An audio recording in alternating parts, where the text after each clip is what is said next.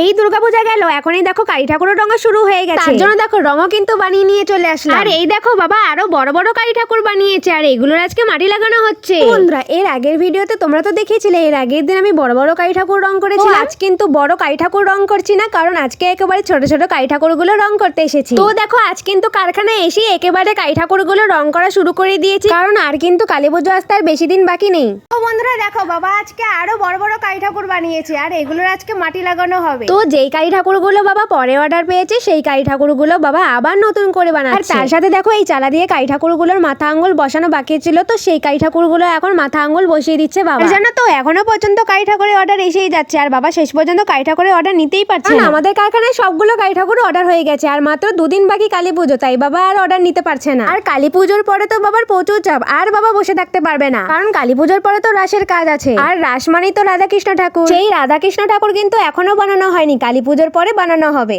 তো কাজ আছে, 60টা ঘোড়া দিয়ে হ্যাঁ একটা প্রতিমা তৈরি হচ্ছে। কি ঠাকুর নাম কি? সূর্যদেব। সূর্যদেব।